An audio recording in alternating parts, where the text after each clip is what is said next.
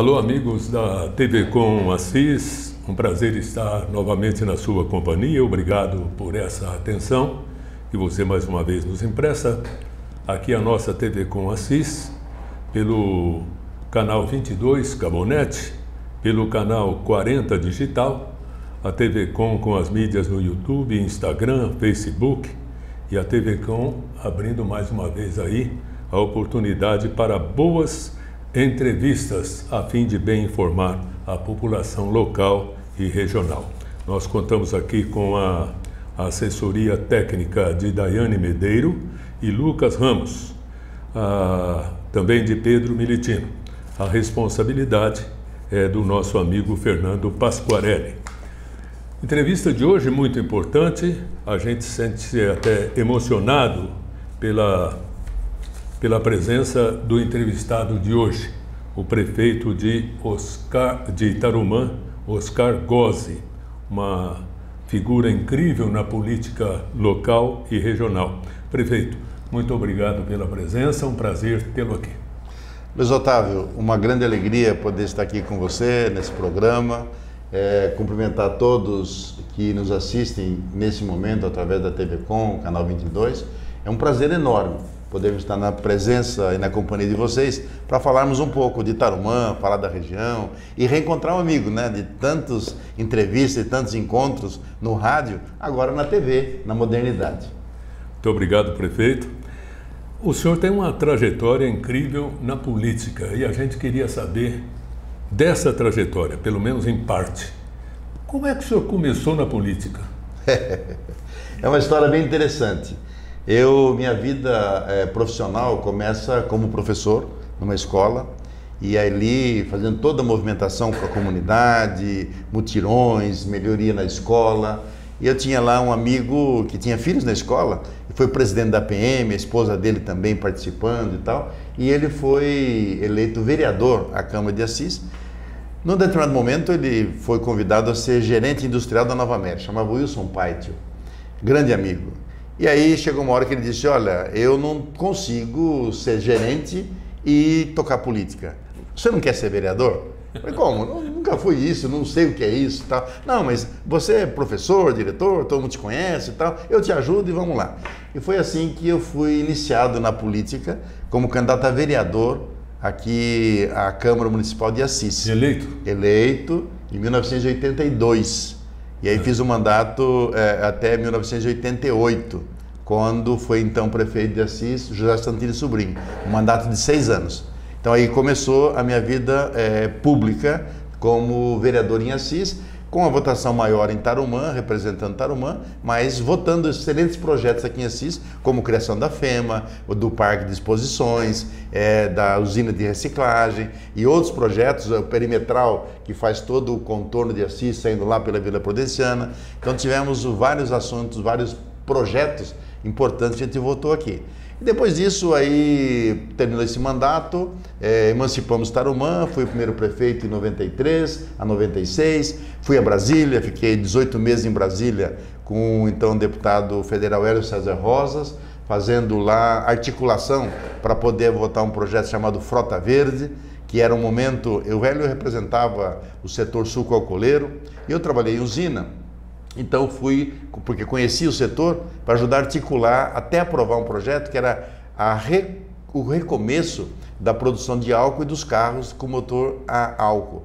Fiquei lá 18 meses, depois vim ser diretor executivo da FEMA, voltei a ser prefeito em Tarumã, 8 anos, mas tive nesse período também 3 anos e meio, 4 anos como coordenador de recursos hídricos na Secretaria de Recursos Hídricos de São Paulo, na Secretaria do Meio Ambiente, fui chefe de gabinete do Bragato,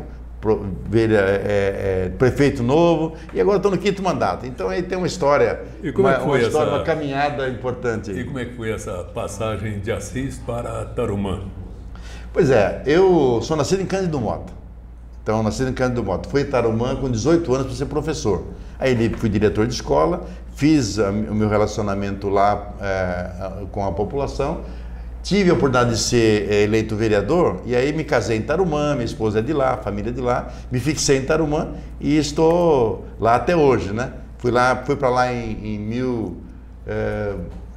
Puta, 1969, 69, fui para Tarumã. Tá aí. Quantas vezes prefeito de Tarumã? 5 vezes. 5 vezes. Estou no 5º mandato. 5º mandato? 5º mandato. Tá aí. O senhor sempre elegeu algum sucessor prefeito ou já teve algum revés nesse sentido? No primeiro mandato, uma coisa bastante interessante. O primeiro mandato foi em 93 ou 96. Naquela época, Fernando Henrique era o presidente da República e aí ele depois foi reeleito, mas ele tinha uma proposta de criar a figura da reeleição. E nós estávamos muito bem avaliados, que era o primeiro mandato, fizemos quase 50 obras no município recém-instalado e tal, e nós tínhamos a perspectiva de poder ter reeleição. Então a gente nem cuidou de organizar uma sucessão e tal, e quando chegou nas vésperas da eleição, não passou a lei da reeleição, que foi só depois, no outro mandato, que ela foi aprovada, então a gente acabou lançando um candidato. Fizemos todo um esforço, mas acabamos não ganhando aquela eleição, uma diferença aí de pouco mais de 250 votos, mas a gente entregou a prefeitura de Tarumã para o filho do meu vice-prefeito, que era a oposição da gente, né? E ele foi prefeito de 97 em diante, durante 4 anos. Depois do mandato dele, nós voltamos em 2001 e depois fizemos a sequência. A sequência toda, não é, prefeito?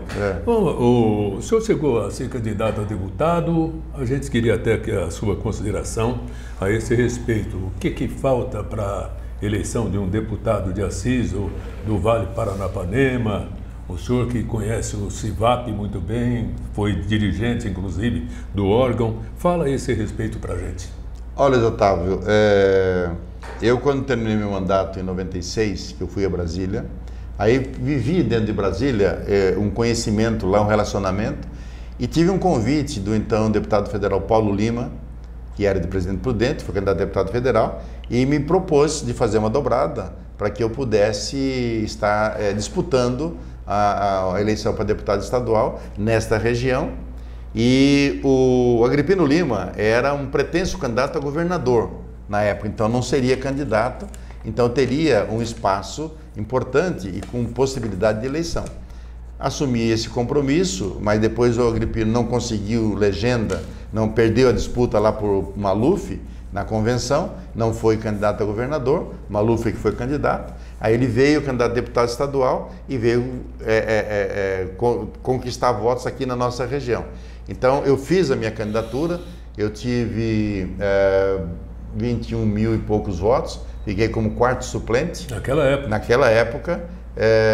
Mas na mesma época, e isto é um fator que dificulta uma eleição de um deputado na nossa região, com o pluripartidarismo, naquela época veio um deputado federal e convenceu o ex-prefeito de Assis, Carlos Nobile, para ser o candidato a deputado também.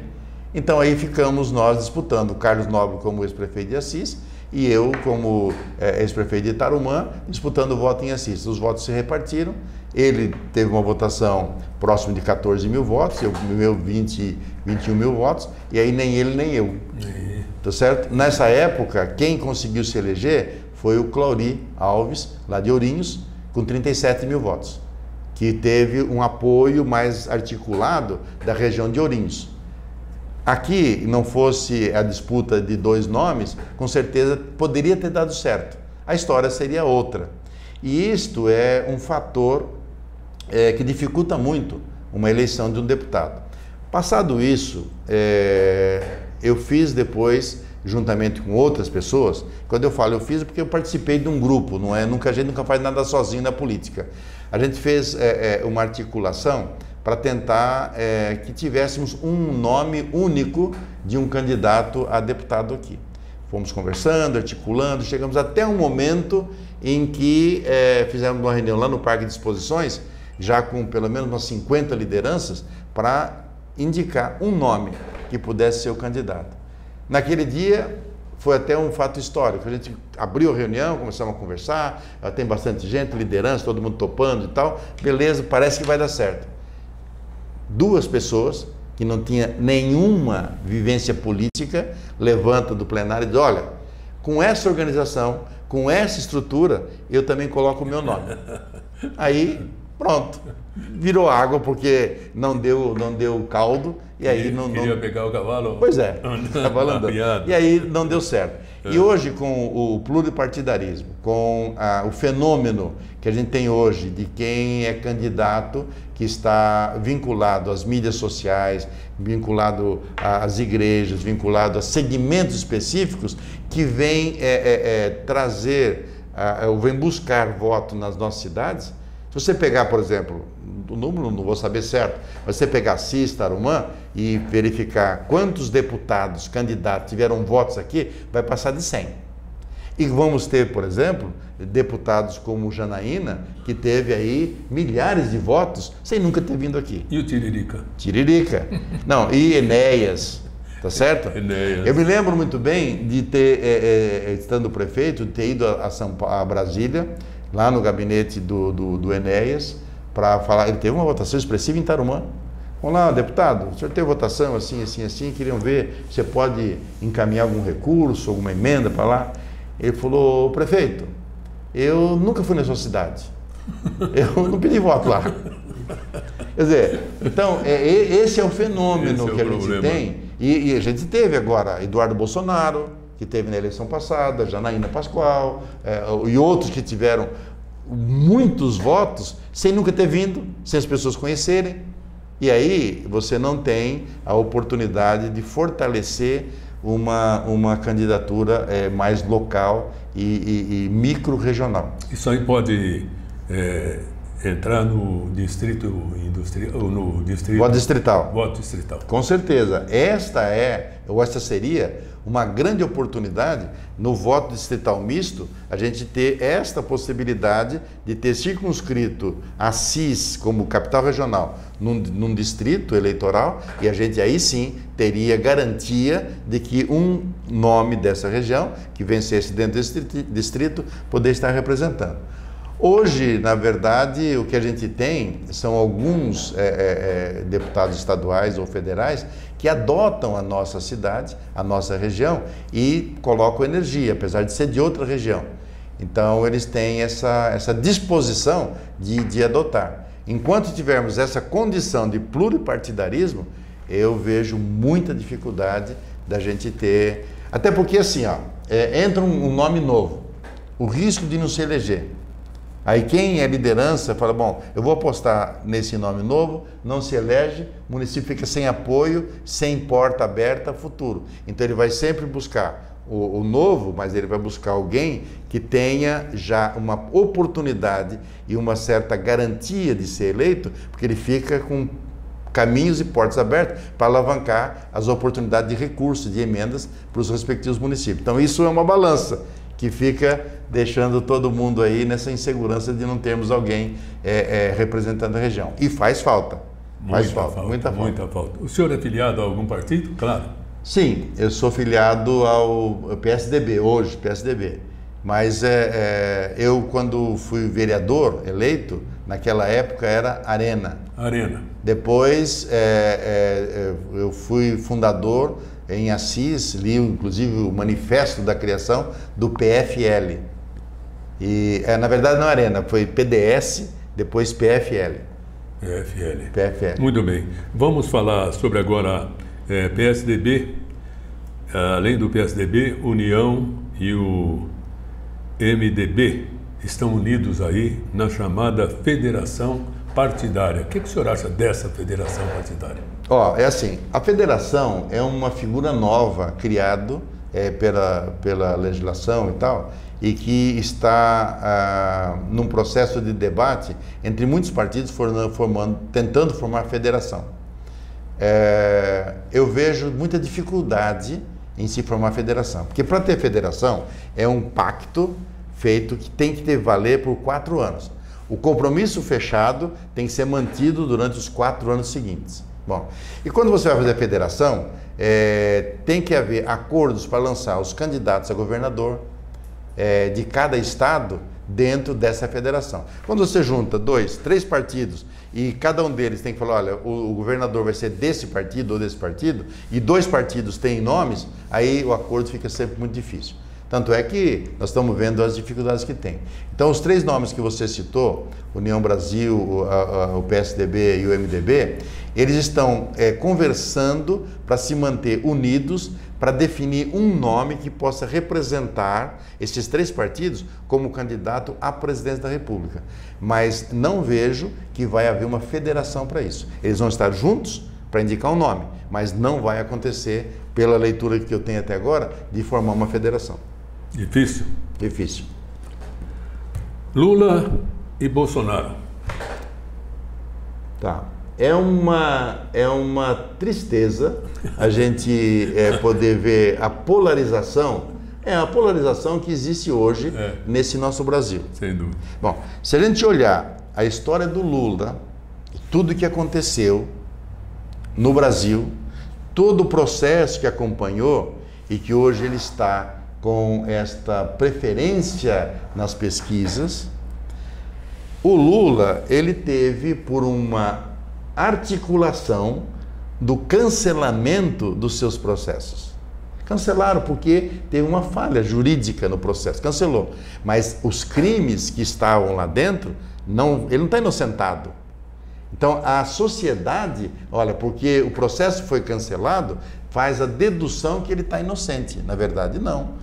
Porque o que ele fez, o que está demonstrado, as provas que tem, todas continuam lá. Só que, por um detalhe jurídico legal, eles conseguiram cancelar o processo com aquelas argumentações todas que fizeram. E aí, ele agora vem fazendo uma aproximação com o centro, puxando o Geraldo Alckmin, tá certo?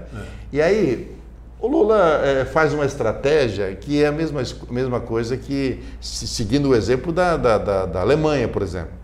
Então você pega a Alemanha, troca lá o chanceler, o primeiro-ministro, que é eleito, mas tem muitos partidos que são adversários, têm pensamentos diferentes, mas eles se juntam, formam um pacto de gestão e falam, olha, a gente vai fazer só com as convergências, as divergências a gente esquece. O Lula faz a mesma coisa, fala assim, olha, convido o Geraldo Alckmin, a gente encosta no canto as nossas divergências, porque a relação foi estremecida, a relação foi muito traumática ao longo do tempo, de ambas as partes. Aí a gente deixa de lado as nossas divergências e vamos olhar só as convergências. Então, isso é algo que nos entristece muito, mas está colocado aí. E por que o Geraldo Alckmin aceita uma composição dessa? Bom, eu penso que o Geraldo Alckmin aceita pela oportunidade que tem, eventualmente, de vir a assumir a presidência em algum momento, tá certo? Pode ser que tenha um acordo, que a gente não sabe, né? De em algum momento que ele possa vir a assumir a presidência. E ele com Ibope para ser de novo governador de São Paulo? Sim, mas ele teria, se você olhar as pesquisas, ele seria o nome da preferência. Até porque o Geraldo tem uma penetração muito forte no interior do estado. Interior. Então, ia ficar uma eleição em que ele teria uma chance enorme. Mas ele, nesse momento, mantém o sonho de chegar à presidência. Fazendo a análise que o Lula tem toda essa capilaridade, essa penetração, ele então fala, puxa vida, eu consigo chegar. Como vice, tudo bem, mas poderá assumir, de alguma maneira poderá assumir. Então acho que é isso que ele vislumbrou para poder estar fazendo lá essa aproximação. Um especialista já disse que no segundo turno, pelo que ele disse, haverá o segundo turno. No segundo turno ganhará aquele que terá menos rejeição. Como é que o senhor analisa isso? Na eleição, cada eleição tem uma história. Cada eleição acontece de um jeito. A gente já viu muitos movimentos. Você pegar o Bolsonaro, você volta lá atrás, você pega Collor de Mello, que nasce num partido PRN, que ninguém conhecia, e sai para o Brasil afora, fazendo toda a movimentação, e chega onde chegou. Então, cada eleição tem uma história. A rejeição, ela é importante, mas sabe qual que é o grande gancho de uma eleição? Ganha a eleição quem erra menos. Esse é o mote que leva alguém a ganhar a eleição. Por quê? Durante o processo, alguns movimentos que são feitos pelos candidatos ou pela sua assessoria levam ele para uma fala ou para um comportamento, alguma coisa que é percebido pela sociedade como um equívoco. E aí, quem errar menos, leva. O Bolsonaro, por exemplo, ganha a eleição muito derivado do momento que ele tomou a facada. Porque ele não precisou falar muito, ficou guardado, ficou no hospital, tá certo? Não teve que ir para embate nenhum, não foi para debate nenhum, tá certo? E aí houve todo esse movimento. Então, assim, e agora ele continua mantendo o grupo que o apoia e tal, alimentado com todos esses movimentos que a gente está vendo aí e essa polarização que está havendo. E o que a população costumou chamar de terceira via tem uma multiplicidade de nomes e, de novo, pluripartidarismo, que é difícil. Como é que vai ficar um candidato só? Agora, vamos dizer, tem a Tebet, tem Ciro, tem Moro, tem Dória, tem o governador do Rio de Janeiro, que agora está mudando de partido porque quer se colocar. Um cenário desse, né? Assim, não tem a terceira via. Pois vai ser difícil. Agora, eu vejo que é um processo que o debate vai precisar ser mais aprofundado do que ficar nessa polarização. Muito bem. Prefeito, o que a pandemia atrapalhou no tocante à administração municipal? Olha, eu, modéstia à parte, quero dizer que na gestão municipal, ela trouxe dificuldades no cuidar, na saúde, muitas perdas, que a gente assim, fica muito sofrido com isso, muitos amigos, né? Mas assim, na gestão municipal, ela não trouxe consequências que pudesse atravancar o processo de gestão. Ao contrário. Pelo menos em alguns municípios, né? Sim. Na grande maioria dos municípios, aqui no estado de São Paulo, a gente acompanha isso, houve uma alimentação de recursos que ela manteve o orçamento, não teve redução de receita, diferentemente do que se imaginava que aconteceria. Então, houve, porque, de uma maneira geral, com toda a discussão que houve, fecha, abre, não fecha, manda fechar, e a crítica que houve a economia, ela não sofreu na sua arrecadação. Quem sustentou, e aí é preciso que a gente reconheça, é o agronegócio. O agronegócio é que manteve a exportação, manteve a balança comercial, que manteve a arrecadação. Então, assim, a pandemia deu trabalho, ou foi difícil, porque a gente sofreu muito com as pessoas. Então, não ter vaga, não ter vacina, não ter respirador, não ter remédio, tá certo? A discussão é isso ou é aquilo, isso foi muito traumático. Mas na questão financeira, os municípios não sofreram tanto. Não houve perda? Não, como parecia, não houve tanta perda. No começo sim, depois houve uma recuperação. Qual a população de Tarumã hoje, prefeito? 15.361. Vamos falar sobre casas populares. Como é que é o... Nesse mandato passado, a gente fez em Tarumã 158 casas. Fizemos um conjunto de 100 casas pelo Minha Casa Minha Vida, faixa 1,5, que é um recurso do governo federal, e fizemos 58 casas CDHU. Entregamos, acomodamos famílias de baixo poder aquisitivo. Esse do Minha Casa Minha Vida é um projeto que as pessoas precisam agradecer. Veja você, uma família que entra nessa faixa de renda, recebe uma casa, terreno, asfalto, iluminação, galeria, água, esgoto, arborização e uma casa de 48 metros quadrados para pagar durante 10 anos parcelas que variam de 80 a 320 reais. Então você pegar uma pessoa, uma família, vou pegar o maior, que pega 320 reais durante 12 meses, ela pagou R$ 3.800. Vezes 10 anos, 38 mil. Então, uma casa com toda a infraestrutura por 38 mil reais. Então, é um grande presente que aí essas famílias acabaram recebendo. Merecido? É digno? Lógico, família precisa ter casa, defendemos isso e tal.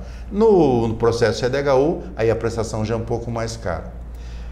Tarumã tem necessidade, tem levantamento lá, tem necessidade. A nossa vontade agora, nossa diretriz, é que a gente possa fazer um processo em que as famílias possam ter a sua casa, mas num processo articulado diretamente com a Caixa, e possa ter uma casa sem ser um padrãozão tudo igual, sabe? Sem ter aquela coisa de todas as casas com a mesma fachada, ter casas com fachadas individualizadas. A gente está trabalhando nisso com uma empresa loteadora, que também é construtora, que está vindo a Tarumã e que vai oferecer essa oportunidade de construir as casas, fazer o financiamento personalizado e a gente poder oferecer casas num padrão da família que precisa, mas com características de que a cidade não fique tudo com a mesma cara.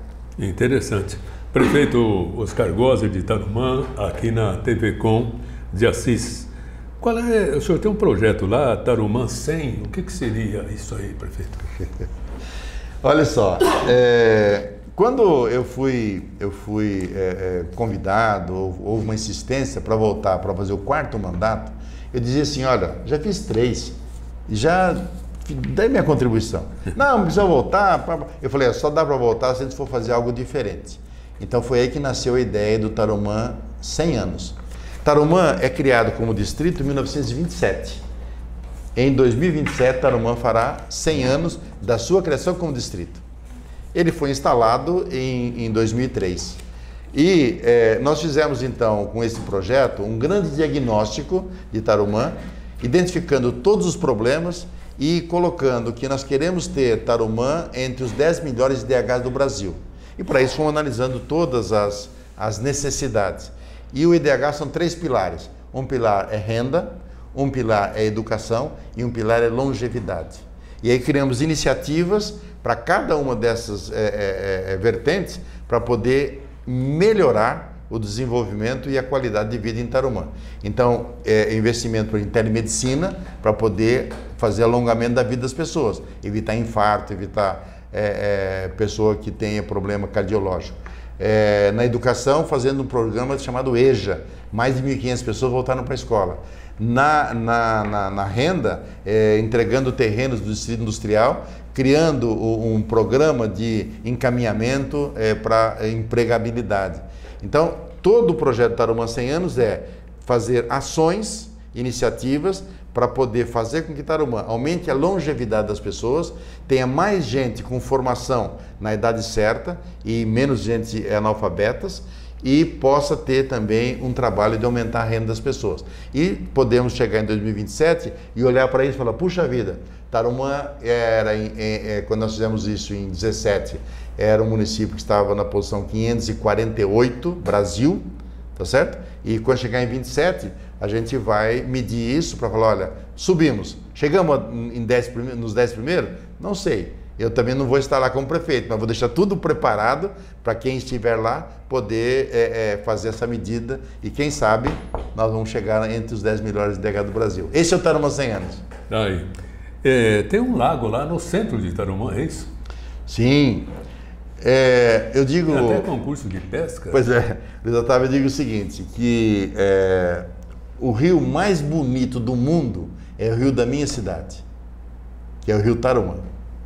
Porque eu tenho que falar bem, e realmente esse rio que alimenta um lago que fica próximo da prefeitura, e ali a gente tem anualmente, alimenta com uma quantidade, algumas toneladas de peixe, e fazer um concurso de pesca. E aí junta lá 200, 300 pessoas, sempre no mês de maio, fazendo esse concurso de pesca. Esse ano, no centro da cidade. No centro da cidade. Esse ano não vai ter. Por quê?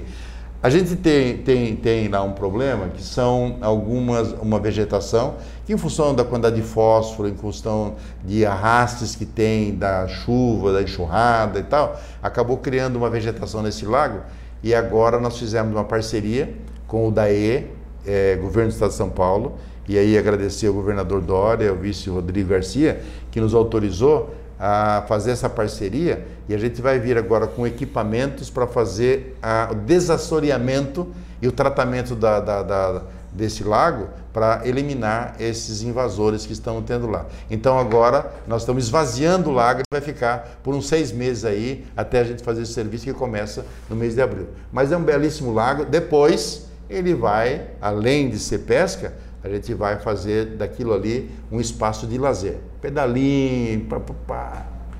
Tá aí. Vamos falar um pouco sobre o CIVAP, não é? O senhor não é mais presidente. Estou presidente, agora esse ano. Terceiro mandato. Terceiro mandato também. Terceiro mandato. Fale sobre o CIVAP, qual a importância dessa união desses municípios? O CIVAP, ele nasce num momento, lá em 86, quando era prefeito de Assis, José Santini Sobrinho, e ele faz uma proposta a alguns municípios da região para fazer um planejamento de drenagem urbana. Então contrata uma empresa de São Paulo chamada Terra Foto, que vem fazer um voo, que faz restituição de curva de nível de 1 em 1 metro, para fazer planejamento de drenagem urbana, para evitar enchentes, para evitar todos esses males que nós estamos vendo aí hoje acontecer no Brasil. Aí cria o consórcio. A gente entrou em 93, aí junto com o prefeito de Candomblé Cidinho, e era Santilli de novo em 93, a gente resgatou isso e botou para rodar, virou um consórcio público, com a lei 11.207, que criou a figura do consórcio público, e a gente começou ali no começo com 10, 11 municípios, hoje tem 42. Tem município, por exemplo, Bastos, pertence a Rancharia, IEP Nantes, Paulistânia, Getulina, Agudos, faz parte do CIVAP. E o CIVAP tem hoje um conjunto de programas na área ambiental, na área de serviço, na área de saúde. O CIVAP coordena o SAMU, por exemplo. O CIVAP tem um programa de tratamento e reciclagem do entulho da construção civil. Tem um equipamento que vai vai na cidade, lá você tritura o entulho da construção civil, transforma num material moído que vai ser colocado na estrada. Então ele elimina e resolve com baixo custo. E isso faz um contrato de programa, e aí vê o custo disso e socializa o custo. O CIVAP faz um processo de compra consorciada, ou seja, vamos comprar medicamento. Se o município for comprar medicamento, eu faço uma licitação e vem lá o distribuidor. Quando o CIVAP faz, que junta 40 municípios, vem o fabricante, vem o laboratório. Então vem a Merck, vem a Roche, vem a Johnson. Aí você compra o medicamento 30%, 40% mais barato. Então é possível o município fazer mais, atender melhor, gastando o mesmo valor. Nós tivemos há 2, 3 anos atrás, um momento em que o governo federal, através dos deputados, liberou emendas para comprar ambulância. Fizemos uma licitação no consórcio para 84 ambulâncias. O valor que o governo federal estabeleceu era 180 mil para uma ambulância van grande. Era o preço de mercado. Como nós fizemos 84, o valor que o CIVAP comprou foi por 129. A diferença entre 129 e 180 deu para comprar uma ambulância pequena. Então, o mesmo dinheiro, sendo compra consorciada, a gente acabou tendo a possibilidade de comprar 2. Agora, nós estamos num momento em que o consórcio, como articulação, ele está tendo um respaldo do governo do Estado. O Estado de São Paulo, através do governo Dória e lá do Vignoli, que é o secretário de Desenvolvimento Regional, criou uma área do governo que chama SP Consórcios e está fazendo programas para poder atender demandas do consórcio. Nós vamos ter novidades logo, logo de algumas conquistas que vamos atingir pelo Estado. Mas, dentro desse ano, um grande objetivo que nós temos é discutir o fortalecimento do funcionamento do Hospital Regional de Assis. O Hospital Regional de Assis é uma estrutura de referência, atende 25 municípios, 3 da nossa região e 12 da região de Ourinhos. Ele é referência para cirurgias, ele é referência para internação. E aí, ao longo do tempo, o nosso hospital regional ele foi perdendo espaço com aposentadoria, com gente que mudou, então reduziu muito o seu RH. Reduzindo o RH, você tem dificuldade de fazer cirurgia. Então, o hospital, por exemplo, tem 6 salas de cirurgia, mas não dá para você fazer a cirurgia se você não tem gente para cuidar lá do leito, do pós-cirúrgico. Então, isso foi um processo que deixou o nosso hospital com uma dificuldade, e eles fazem um esforço enorme para poder fazer, para poder atender, para cuidar. Então o CIVAP, nesse momento, está numa grande parceria, discutindo com o Estado, um fortalecimento. Como fazer esse hospital voltar a plena carga para atender a nossa região, que tem hoje mais de 10 mil cirurgias retidas, porque o SUS não tem dado conta, o hospital tem feito um pouco, mas não tem feito o suficiente, e a gente está discutindo isso. Então o CIVAP tem essa força política para poder levar problemas regionais no Estado. Ainda a última pergunta aqui para o prefeito Oscar Gozzi de Tarumã. Energia limpa nos prédios públicos da cidade com energia solar. Como é que é isso? Bem, essa é uma estratégia que a gente concebeu em Tarumã. A gente começou a ver há 3, 4 anos passados o cenário do mundo em relação à energia. No Brasil, escassez hídrica. Escassez hídrica significa bandeira vermelha, bandeira de escassez hídrica, penalizando quem consome energia. Os lagos assoreados, menos chuva, precisando entrar as usinas de geração elétrica, termoelétricas, consumindo petróleo. Então, a gente começou a olhar isso e vendo que haveria uma crise. Então, nós concebemos um projeto para que toda a energia consumida pelos prédios públicos pudesse ser substituída por energia solar. Então, buscamos um financiamento, contratamos 16 unidades, mini usinas de geração de energia solar sobre os prédios, escola, quadra, rodoviária, garagem e tal. Então, cada uma tem uma unidade dessa, interligando isso às unidades consumidoras dos prédios e fazendo um rebate aí que chega a 92%. Então, você tem unidade, por exemplo, que consumia R$3.000 por mês, hoje está gastando R$200 por mês, tá certo? É um processo que está em acompanhamento, tem melhorias para fazer ainda, mas tem um resultado fantástico. Agora, o que ele tem de ganho que não estava contemplado e a gente estabeleceu, que é a possibilidade de Tarumã poder vender, ou melhor, se qualificar com certificado de crédito de carbono. Uma tonelada de crédito de carbono hoje, no Brasil, vende a $9. Mas com a crise mundial do efeito estufa, isso em 3 anos deve ir a $25. Então, a geração de energia fotovoltaica já deu a Tarumã mais de 2.000 toneladas de crédito de carbono. Nós estamos buscando a certificação, isso vai virar um ativo, que vai virar receita, que vai vir para dentro do município.